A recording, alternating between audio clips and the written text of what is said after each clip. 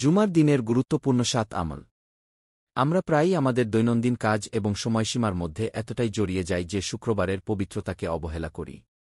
এছাড়া আসন্ন সপ্তাহান্তের উত্তেজনায় মেতে থাকি, ফলে শুক্রবারের বরকতপূর্ণ সময়টিকে যথাযথভাবে কাজে লাগাতে ভুলে যাই।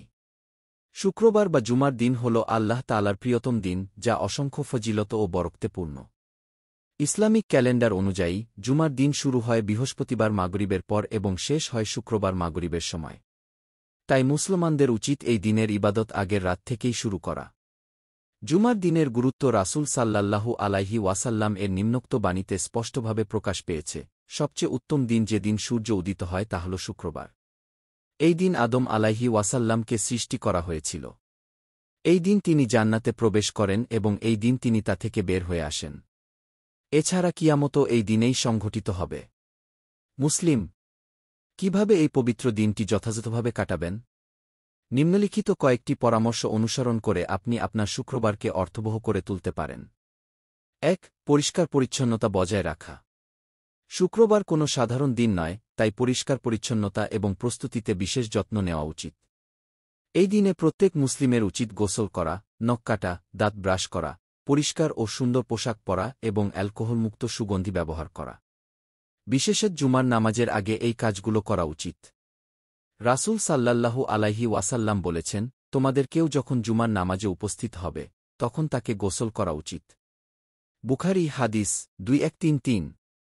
২. খুতবা শোনা এবং জামাতে জুমার নামাজ আদায় করা। পুরুষদের জন্য এটি বাধ্যতামূলক যে তারা জুমার দিন তাদের পার্থিব কাজকর্ম তাড়াতাড়ি শেষ করে মসজিদে যথাসময়ে পৌঁছবে।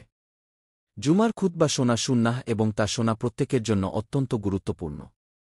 রাসূল সাল্লাল্লাহু আলাইহি ওয়াসাল্লাম বলেছেন, প্রতিটি জুমার দিনে ফেরেশতারা মসজিদের প্রতিটি দরজায় অবস্থান নেয় এবং আগতদের নাম সময় অনুযায়ী লিখে রাখে। ইমাম যখন মিম্বারে বসেন, তখন তারা তাদের নথি বন্ধ করে খুতবা শুনতে বসে। বুখারী। এছাড়া প্রত্যেক মুসলিম পুরুষের জন্য জুমার নামাজ জামাতে আদায় করা বাধ্যতামূলক। কোরআনে আল্লাহ তাআলা বলেছেন, হে ঈমানদারগণ, যখন জুমার দিনে নামাজের আহ্বান দেওয়া হয়, তখন আল্লাহর স্মরণে ধাবিত হও এবং ক্রয় বিক্রয় ছেড়ে দাও। এটি তোমাদের জন্য উত্তম যদি তোমরা জানতে। সূরা জুমা আয়াত ৯। ৩. অধিক পরিমাণে দোয়া করা। জুমার দিনে দোয়া কবুলের বিশেষ সময় রয়েছে। রাসূল সাল্লাল্লাহু আলাইহি ওয়াসাল্লাম বলেছেন, জুমার দিনে এমন একটি সময় রয়েছে যখন কোনো মুসলিম দাঁড়িয়ে নামাজ আদায় করে আল্লাহর কাছে কিছু প্রার্থনা করলে আল্লাহ তা তাকে প্রদান করেন। বুখারী ও মুসলিম। বিশেষত আসর থেকে মাগরিব পর্যন্ত দোয়া কবুলের সময়। তাই দুপুর বা আসরের পর সময় বের করে নির্জনে আল্লাহর কাছে দোয়া করুন। আল্লাহর কাছে নিজের প্রয়োজনগুলো তুলে ধরুন এবং আল্লাহর কাছ থেকে আপনার প্রার্থনাগুলো কবুল করানোর এই সুযোগ কাজে লাগান। ৪. সূরা কাহফ তিলাওয়াত করা। সূরা কাহফ তিলাওয়াত করার মাধ্যমে পাপ মোচন, আল্লাহর বরকত লাভ এবং কিয়ামতের দিনের জন্য প্রস্তুতি নেওয়া যায়। রাসূল সাল্লাল্লাহু আলাইহি ওয়াসাল্লাম বলেছেন, যে ব্যক্তি শুক্রবার সূরা কাহফ পাঠ করবে, তার জন্য ২টি শুক্রবারের মধ্যে নূর, আলো থাকবে। সুনান আল কুবরা ৫৮৫৬। তিনি আরও বলেছেন, যে ব্যক্তি সূরা কাহফের প্রথম ১০ আয়াত মুখস্থ করবে, সে দাজ্জাল থেকে রক্ষা পাবে। মুসলিম। ৫. রাসূল সাল্লাল্লাহু আলাইহি ওয়াসাল্লাম এর প্রতি দরুদ পাঠ করা। আল্লাহ তাআলার স্মরণের পাশাপাশি রাসূল সাল্লাল্লাহু আলাইহি ওয়াসাল্লাম এর প্রতি বেশি বেশি দরুদ পাঠ করা উচিত। রাসূল সাল্লাল্লাহু আলাইহি ওয়াসাল্লাম বলেছেন, তোমাদের দিনগুলোর মধ্যে সর্বোত্তম দিন হল শুক্রবার।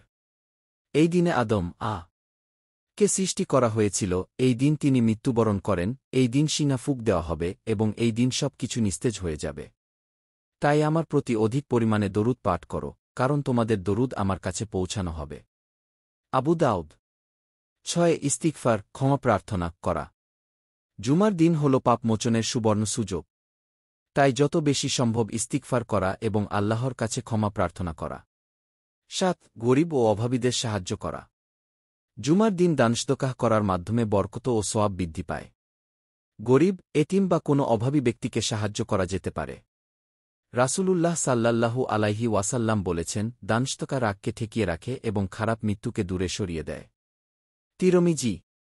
এছাড়া এই দিন বেশি বেশি জিকির আজকার, তিলাওয়াত, নফল নামাজ ও যেকোনো নেক আমল করা যেতে পারে। আল্লাহ তাআলা যেন আমাদের সবাইকে জুমার দিন যথাযথভাবে পালন করার তাওফিক দান করেন। আল্লাহ সবাইকে ইসলাম মেনে চলার তাওফিক দিন।